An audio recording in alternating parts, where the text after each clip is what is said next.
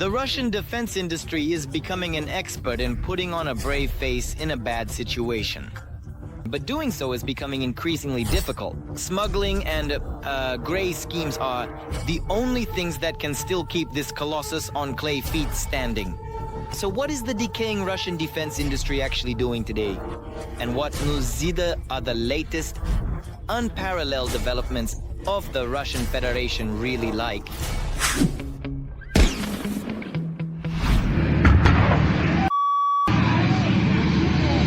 Exactly. Absolutely indeed. The Russian unparalleled defense industry truly never ceases to astonish.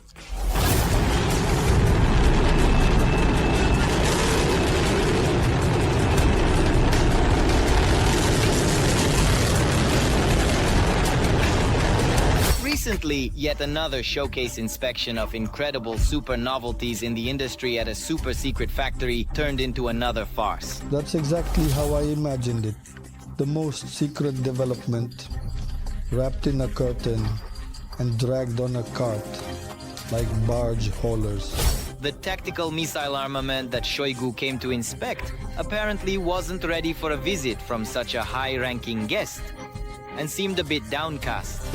The warhead, which was supposed to bring NATO countries to their knees, simply came unglued and dangled from the missile. The precision weapon had to be repaired on the fly. Meticulous fitting of parts, by eye, by hand, with a marker. But at least, there's something for the propagandists to film here. Often, in many cases, Russian technologically advanced developments don't progress beyond the drawing board.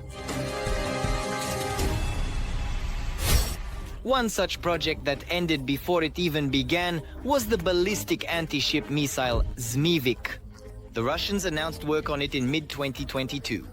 Billions of rubles were allocated for its development back in the Soviet era. But the result was not a deadly product, but rather several overseas apartments and a comfortable life for the project supervisors. I understand that these budget funds were deliberately allocated to such projects, so that part of the money would end up in the hands of the officials who allocated them. Well, let's not deceive ourselves. Not everything was stolen. Some of the money was indeed spent on the project, but not on production as one might think, but on PR. Last summer, only the lazy didn't talk about the terrible weapon of the future on Russian TV. Speaking of the ZMIC project, it quite unexpectedly popped up like a jack-in-the-box, and in July of that year, Russian propaganda indeed began to promote it very intensively, let's say, in fact. And supposedly, this is supposed to be a project aimed at countering large naval groups of ships of a potential adversary. However, it's hard to call the development of ZMIC an originally Russian creation. It is known that Russian engineers tried to create a copy of the Chinese DF-26 complex. This is a solid-fuel, medium-range ballistic missile with a range of up to 5,000 kilometers. It uses a self-guiding warhead, and its main target is aircraft carrier strike groups, which is why the warhead can carry a nuclear charge. Having observed how things are going with their senior colleagues, Russian engineers disguised the Chinese idea with the Egyptian word serpentine and called it another kite's domestic development. Supposedly, in terms of parameters, it should have a hypersonic component, and its operation should bring the warhead to an altitude of over 20 kilometers, where this warhead will separate into various hypersonic elements which are intended to strike enemy carrier groups, delivering lightning-fast blows in a short time. But that's all in words. In reality, the winding path of the development of the snake more closely resembles a well-known computer game. Having made a loop and hit its own tail, the game for the Russian snake ended. In reality, this project existed only in the fevered minds of Russian propagandists, and on the internet there are no other signs of it. If even the sophisticated Russian propaganda couldn't produce anything more worthy than a few plots and articles, then there is absolutely nothing, analysts assure. So, how the snake was supposed to look, probably no one will ever know. If it existed even as some kind of model, they would definitely have shown it and explained that it has no analogs. No model, no concept, nothing is known about it. Most likely it was at the stage of rough sketches. But I don't think there were high levels of readiness, even for creating a research prototype. Another novelty of Russian weaponry is the hypersonic missile Zirkon.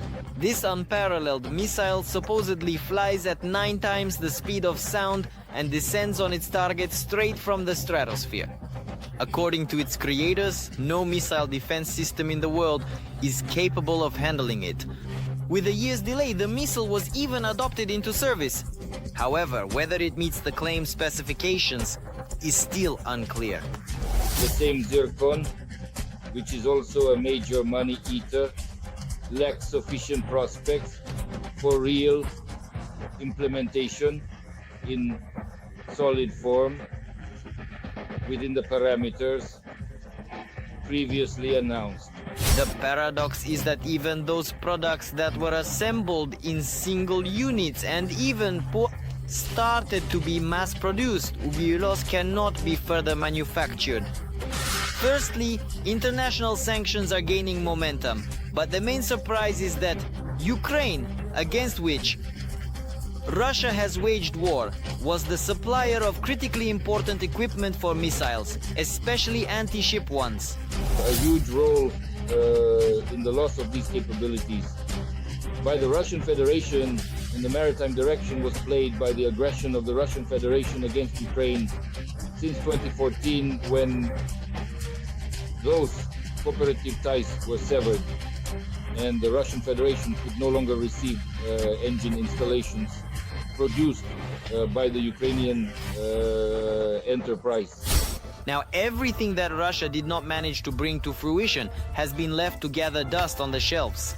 Design bureaus, which for decades thrived on dubious developments that never saw the light of day, are now forced to roll up their sleeves and rivet missiles of the grandfather's era, like the X-55 class, using old blueprints. The development of all unparalleled projects which do not fly and exist only as concepts has been halted. The new directive from the Kremlin is to assemble in 3 as shifts what was developed according to old standards, which, although morally outdated, has already been tested in practice. The problem is that even the Soviet industry was more developed than the Russian one today, having replaced old technologies more complex than an axe and a shovel with Western counterparts. Returning to the usual production cycle without a loss in quality is now impossible for Russia. Russia does not have the capability to create something highly precise, and instead of this unit, they install one that they can conditionally buy on AliExpress. They assemble from components available on the civilian market, but they will not provide the same precision, the same fault tolerance. A missile with such a guidance unit will fall somewhere along the way. It will hit residential buildings instead of the target. And we all see this. At the same time, Ukraine, even under bombings and shelling, is developing its own weapons that are far more promising than the Kremlin's analog-free fantasies. Harpoon missiles, naval drones, the Bodana self-propelled artillery. This is just a part of what Russia cannot effectively handle on the front, and we hope will not be able to in the future. Well, give this video a like and don't forget to subscribe to our channel. This will help us grow and you won't miss a new episode of Arsenal.